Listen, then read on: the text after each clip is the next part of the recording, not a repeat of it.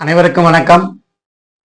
ஐந்து கரத்தனை ஆணை முகத்தனை இன்றின் இளம்பிறை போல மேற்றனை நந்தி மகந்தனை ஞான கொழுந்தினை புந்தியில் வைத்து போற்றுகின்றேன். குரு பிரம்மா, குரு விஷ்ணு, குரு தேவா மகேஸ்வரா, குரு சாஷாத் பரபிரம்மா தஸ்மே ஸ்ரீ குருவே நமக. மாதா பிதா குரு தெய்வம் இவர்கள் ஆசியுடனும் எம்பெருமான் கருப்பனும் தாய் காளிகாதேவியின் அனுகிரகத்துடனும் திருச்செந்தூர் ஆண்டவர் ஆசியுடனும் இன்னைக்கு நாம தாராபலன் வரிசையில பார்க்க போறது அவிட்டம். எழுதும்போது திருவோணத்துக்கு பதிலாக அவிட்டம்னு வந்துருச்சு.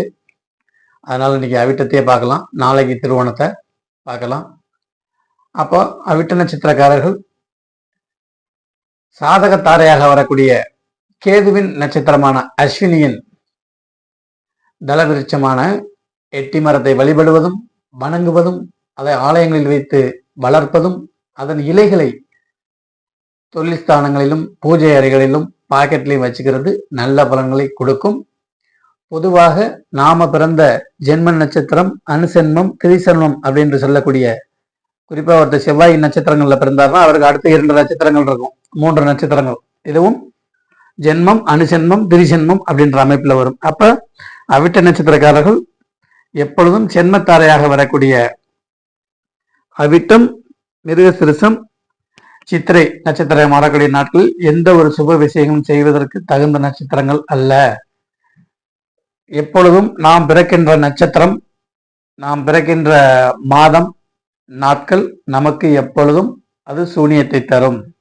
2வது சென்மத்தாரையோட அதிபதியாக சூரிய பகவான் வருனால் அவர் பாவர், அதன் அடிப்படையில் இது நமக்கு சுப காரியங்கள் செய்வதற்கு உகந்தது அல்ல.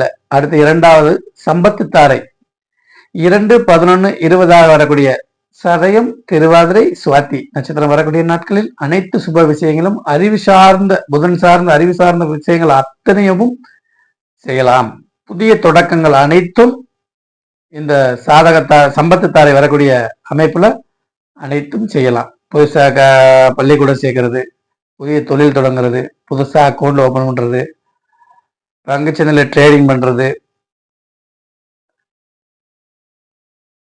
அனைத்து விஷயங்களையும் செய்யலாம். அடுத்து விபத்து தாரை, அதாவது நம்மளோட சென்ம நட்சத்திரத்துக்கு 3ஆக வரக்கூடிய விபத்து தாரை. இதோட அதிபதி யாருன்னா ராகு. 3, 12, 21 வரக்கூடிய பூரட்டாதி, புனர்பூஷம், விசாகம் நட்சத்திரம் வரக்கூடிய நாட்களில் நெடுதூர பயணங்களை தவிர்ப்பது நல்லது. வாகனம் ஓட்டும்போது கவனம் இருக்க வேண்டும். எந்த ஒரு புதிய முயற்சிகளும் செய்யாமல் இருப்பது நல்லது.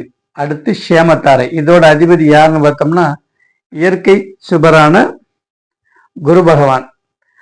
அப்ப 4, 13, 22 வரக்கூடிய உத்திரட்டாதி, பூசம், அனிச்சம் வரக்கூடிய நட்சத்திர நாளில் இடம் பொருள் வாங்குறது, வண்டி வாகனங்கள் வாங்குறது, திருமண அமைப்புகள் செய்வது, நிச்சயதார்த்தம் செய்வது, சுப விஷயங்கள் அனைத்தும் செய்யக்கூடிய, வீடு குடி போகிறது, இந்த மாதிரி அனைத்து விஷயங்களும் இந்த சேமத்தாரை வரக்கூடிய நட்சத்திர நாட்கள்ல செய்யலாம். அடுத்து பிரத்யேகத்தாரை, இதோட அதிபதி கேத்து.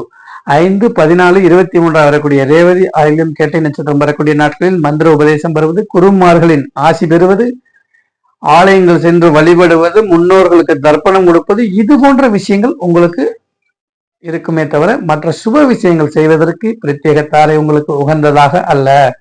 அடுத்து சாதகத்தாரை, கோச்சாரத்தில் சாதகத்தாரையை வரக்கூடிய நட்சத்திரங்களில் மிகவும் முக்கியத்துவம் வாய்ந்தவை.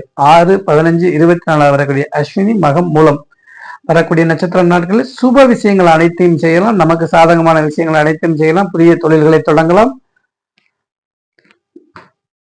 புதிய வேலை வாய்ப்புகளை உருவாக்கலாம், வீடு குடி போகலாம், திருமண அமைப்புகள் செய்யலாம். சுபபோகங்கள் அனைத்தும் நமக்கு தேவையான அனைத்து விஷயங்களையும் நாம் இந்த சாதகத்தாரையோட அமைப்புல செய்யலாம். சாதகத்தாரையோட அதிபதி யாருன்னா சந்திரன். சந்திரன் தான் கோச்சாரத்தில் கண்ணாடி போன்ற அனைத்து விஷயங்களையும் செய்யக்கூடியவர். அதனால் சாதகத்தாரையில் வரக்கூடிய நட்சத்திர நாட்கள்ல அனைத்து சாதகமான விஷயங்களும் செய்யலாம். அடுத்து வரக்கூடியது வதைத்தாரை, இதோட அதிபதி யாருன்னு பார்த்தோம்னா சனி பகவான். 7, 16, 25 வரக்கூடிய பரணி, பூசம், போராடம் நட்சத்திரம் வரக்கூடிய நாட்களில் நெடுந்தூர பயணங்களை தவிர்ப்பது நல்லது. புதிய முயற்சிகளை செய்வது எதுவும் நமக்கு ஆகாது. சுப விஷயங்கள் செய்வதற்கும் இது ஆகாது. வதைத்தாரைனா கண்டிப்பாக வதைக்கும். ஒரு விஷயம் நல்லா போறது மாதிரி தெரிஞ்சாலும் கடைசியில் அது காயங்களுடனேயே நம்மளை இது பண்ணும். ஆகையினால வதைத்தாரை வர, ஏன்னா இதோட அதிபதி சனி, மந்தன் அப்படின்ற அமைப்புல வதைத்தாரையை எதுவும் பயன்படுத்தாமல் இருப்பதே நல்லது. ரெகுலரா செய்ய வேண்டிய விஷயங்களை செய்யலாம். புதிய முயற்சிகள் சுப விஷயங்கள் எதுவும் செய்வதற்கு உகந்தது அல்ல. அடுத்து மைத்திரை தாரை, இதோட அதிபதி யார் பார்த்தோம்னா சுக்கிரன். ஆடம்பரமாக உள்ள அத்தனை விஷயங்களும், வீட்டுக்கு தேவையான அத்தனை ஆடம்பர பொருட்களும், நமக்கு தேவையான அத்தனை ஆடம்பர பொருட்களையும் வாங்கிக்கலாம் சுக்கிரனோட அமைப்புல. அது நமக்கு நல்ல பலன்களை கொடுக்கும் மைத்திரை தாரை. 8, 17, 26 வரக்கூடிய கிருத்திகை, உத்திரம், உத்திராட நட்சத்திரங்கள் வரக்கூடிய நாட்களில் இடம்பொருள் வாங்கலாம், கார் வாங்கலாம், பைக் வாங்கலாம். புதிய முயற்சிகள் அத்தனையும் தொடரலாம் இந்த மைத்திரை தாரையில. அடுத்து வரக்கூடியது அதிமைத்திரை தாரை. இது பூமிக்காரகன் செவ்வாயினோட அமைப்பு. 9, 18, 27 வரக்கூடிய ரோகிணி, அஸ்தம், திருவோணம் வரக்கூடிய நட்சத்திர நாட்கள்ல இடம்பொருள் வாங்குறது, பத்திரப்பதிவு பண்றது, புதுசு இடம் வாங்குறதுக்கு டோக்கன் போடுறது, காலி மனைகள் வாங்குறது, தாம்பத்தியம், கர்ப்பதானம், குழந்தைக்கான மருத்துவ முயற்சிகள் செய்வது, சிசேரியன், இது போன்ற அமைப்புகள் செய்யறதெல்லாம் இந்த அதிமைத்திரை தாரை வரக்கூடிய நட்சத்திர நாட்கள்ல செய்யலாம். எப்பொழுதும் அவிட்ட நட்சத்திரக்காரர்கள் எட்டி மர வழிபாடுகளும், அதை வளர்ப்பதும், அதை வீட்டில் வைத்து வணங்குவதும், அதை பாக்கெட்ல அதன் இலைகளை வச்சு ஆத்மார்த்தமாக வணங்குவதும் நல்ல பலன்களை கொடுக்கும். அனுபவித்து பாருங்கள். வருகிற 2ஆம் தேதியிலிருந்து 2/12 காலை 10 மணிலேருந்து 11 மணி வரைக்கும் லைவ் நேரடியாக. உங்களுக்கு ஜோதிடத்தில் ஏதேனும் பலன்கள் கேட்கணும்னா ஃப்ரீ தான்.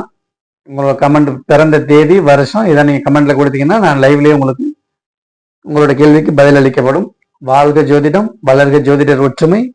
நன்றி, வணக்கம். நம்மளோட நோட்டிஃபிகேஷன் உங்களுக்கு லைவ் இது வரணும்னா நம்ம சேனலை சப்ஸ்கிரைப் பண்ணிக்கோங்க.